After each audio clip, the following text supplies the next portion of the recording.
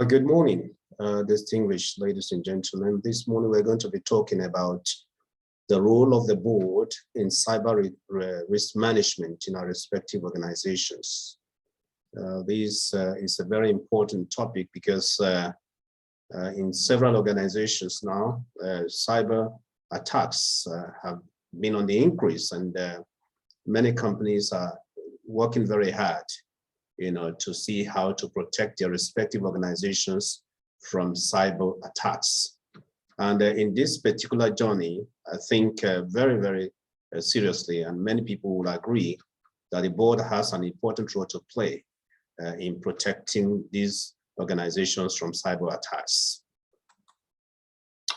We want to be sure that over the past few years, cyber risk has become fully fledged, hand in hand with the digital transformation of the financial services industry.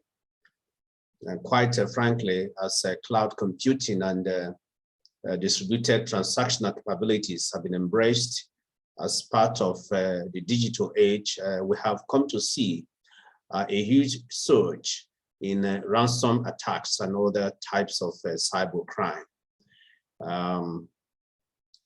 We see that in 2021, for instance, about 6 trillion naira, or dollar rather, has been paid as a ransomware as a result of cyber attacks, and this figure is projected to increase to more than $10 million annually by 2025.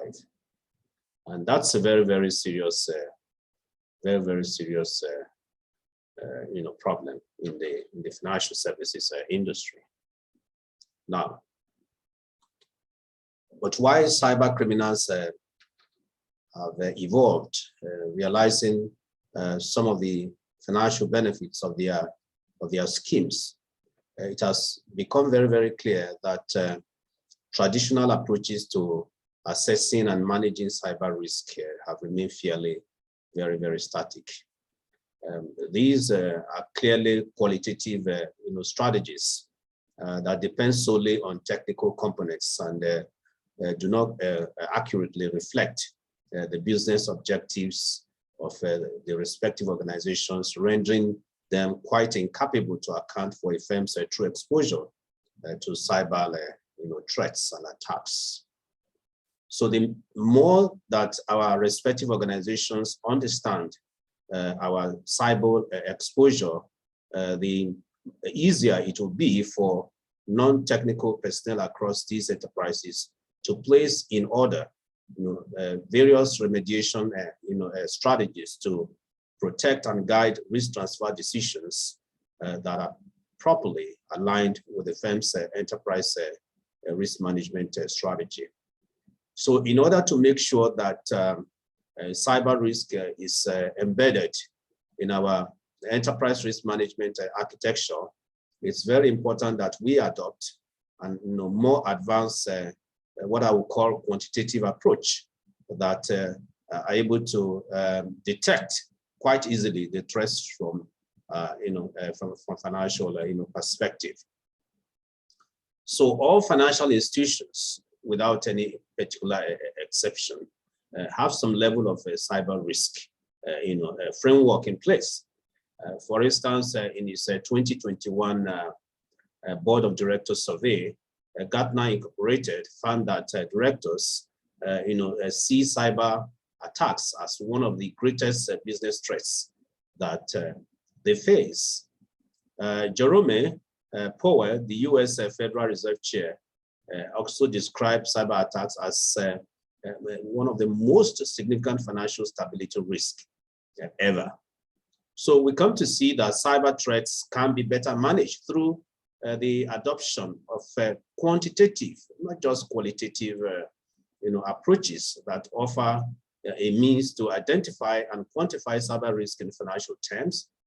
Also, such approach should be able to set, provide a set of options that will help organizations to either accept, remediate, and transfer cyber risk, and finally, provides an ability to integrate, cyber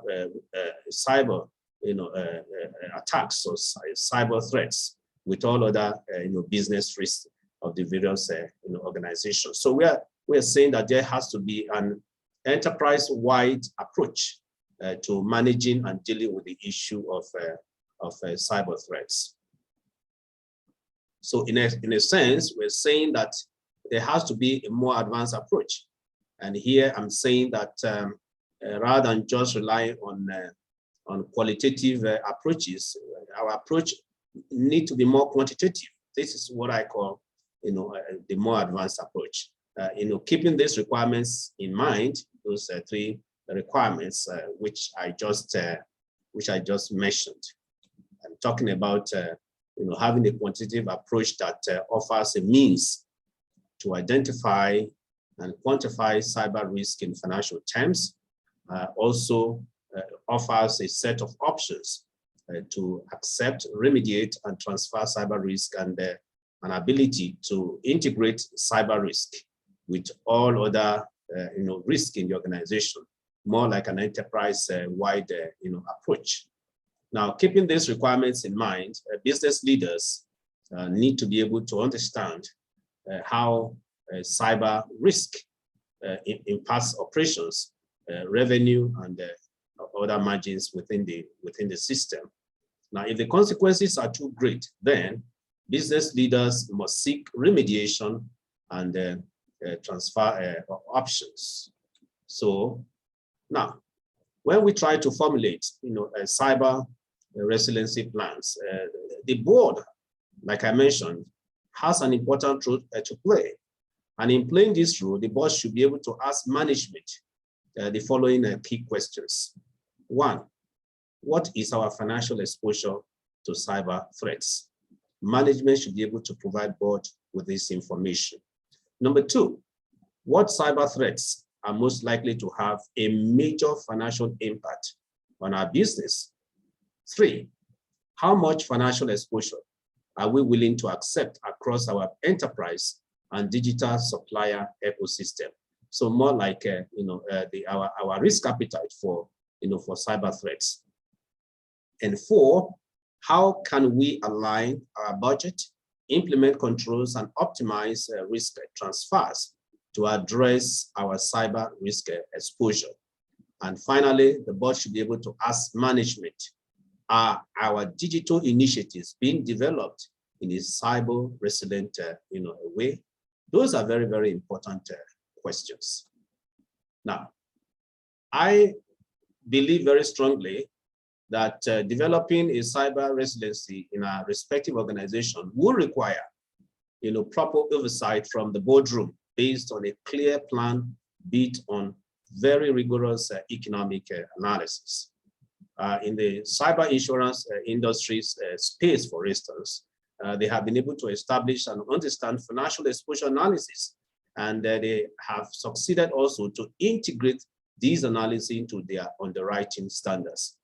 The whole idea is to replace highly technical cyber discussions with more straightforward, risk-based conversations, enabling board members to understand and more effectively manage their financial exposure to cyber risk. Now, to be able to comply with our respective organizations' risk appetite and risk tolerance, cyber risk must be expressed in business, operational, and financial terms. And if financial exposure from cyber threats are clear, then the board and executive management teams should be able to find it easier to align cybersecurity strategies with robust economic cyber risk metrics.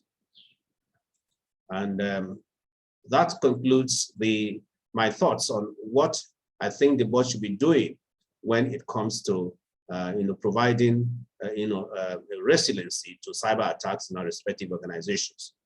But the point needs to be made very clear that the board provides oversight responsibility over risk management in their respective institutions. But in doing this, very, very hard and critical questions must be asked. And management should be able to provide the board with very, very important answers that will help to protect our respective organizations. I would like to thank you very much for listening to this presentation. And if you have questions to ask, please do send them to my email box, and I will respond to you appropriately. Thank you very much, and do have a nice day.